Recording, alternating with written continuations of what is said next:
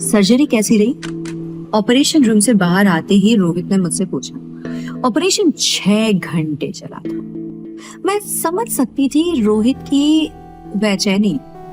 आखिर आर्यन पर उसके दादी को सीढ़ियों से धक्का मारकर गिराने का इल्जाम था और अब उनके होश में आने पर ही वो सबको बता पाएंगे कि ऐसा कुछ हुआ ही नहीं था। वो अभी स्टेबल है पर कोमा में ही है।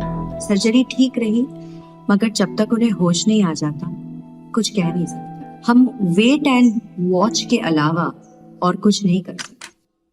मुझे बहुत दुख हुआ रोहित को यूं निराश करते हुए, लेकिन उसे झूठी तसल्ली भी तो नहीं दे सकती थी। मैं तुम्हें होटल छोड़ देता, तुम काफी थकी हुई लग रही हो अनिका।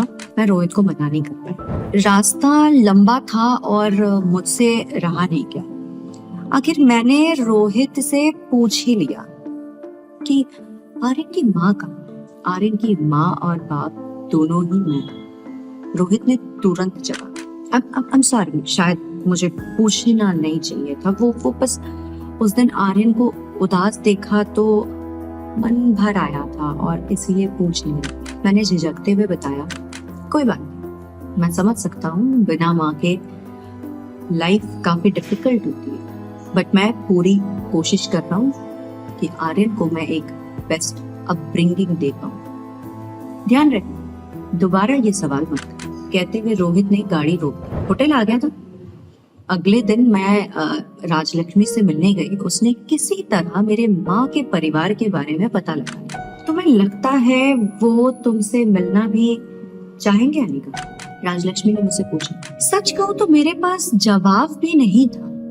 पापा ने बहुत पहले बताया था कि मम्मी ने अपने परिवार की मर्जी के खिलाफ जाकर उनसे शादी की, इसीलिए उनके परिवार में उनसे सब रिलेशंस तोड़ लिए थे। यहाँ तक कि मेरे पैदा होने पर और मम्मी के गुजर जाने पर भी उन्होंने कोई कांटेक्ट नहीं। उम्मीद तो बहुत कम है, लेकिन मैं फिर भी वहां जाना चाहती हूँ।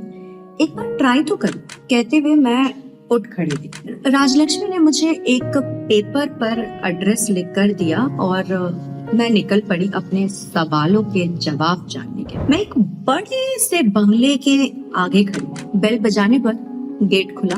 मैंने अपने इंट्रोडक्शन दिया तो गवर्नेंस मुझे गेस्ट रूम में बिठाकर चली गई। कुछ 15-20 मिनट बाद एक कपल अंदर आया। उनकी उम्र मेरे मम्मी पापा के आसपास की थी। हाय, मैं हूँ मालिनी और ये समीर है। अपना इंट्रोडक्शन देते हुए उस औरत ने कहा कि मेरे अंकल आंटी है, मेरी मम्मी की फैमिली। मैं आश्चर्य से सोच रही थी कि लाइफ कितनी अजीब होती है। नहीं, कुछ दिन पहले तक मुझे पता भी नहीं था कि मेरी मम्मी का भी इतना भरा पूरा परिवार था। और तभी समीर अंकल अचानक से बोल पड़े, क्यों आई हो तुम यहाँ? पैसों के लिए? उनकी आवाज में गुस्सा साफ झलका। इतने सालों बाद भी उन्होंने मेरी मम्मी को माफ नहीं किया। नहीं, मुझे पैसों की कोई इंटरेस्ट नहीं है। मैं बस अपनी मम्मी के फैमिली से मिलना चाहती हूँ, उनके बारे में आपसे और जानना चाहती थी। मैंने शांति से जवाब दिया, बिल्कुल अपने माँ की तरह चिकनी चुपड़ी बातें करती। समीर अंकल ने मुंह बना, आई तो तुम पैसों के लिए ही हो। हम दोनों को अच्छे से पता है, अच्छे तरह जानते हैं। नहीं, मैं सिर्फ अपने मम्मी के बारे में जानना चाहती हूँ। उन्हें एग्जैक्टली हुआ क्या था?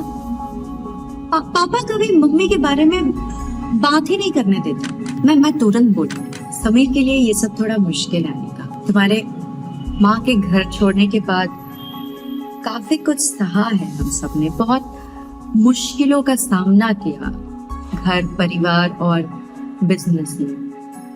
मालिनी आंटी ने मुझे समझाते हुए बताया, मैं यहाँ आपको तकलीफ देने नहीं आई हूँ। अगर ऐसा है तो मैं तुरंत चली जाऊंगी।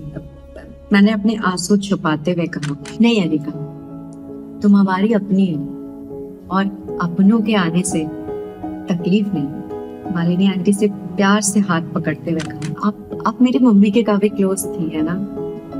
मैं आंसू रोक नहीं पाई और रोते हुए उनके गले लग गई। वो मेरे लिए फैमिली से भी बढ़कर थी। वो मेरी बेस्ट फ्रेंड थी। मालिनी आंटी के भी आंखों में आंसू झलक आए।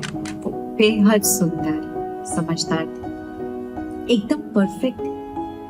तुम्हारी मम्मी। उसकी तो ईशान से सगाई भी हो चुकी थी। मालिनी आंटी ने धीरे से कहा, ईशान? मेरी मम्मी पापा से नहीं ईशान से प्यार करती? मैं एकदम हाँ ये सच है। हम खुद हैरान थे जब तुम्हारी मम्मी अचानक से एक दिन गायब हो गई और जब लौटी तो उसने गौतम गुलेरिया से शादी कर ली। मैं यहाँ अपने सवालों के जवाब जानने आई थी, मगर जा रही हूँ मैं उससे भी ज्यादा सवाल लेकर। आखिर मेरे मम्मी ने पापा से इस तरह क्यों शादी की? क्या मजबूरी रही होगी? और कौन है ये ईशान?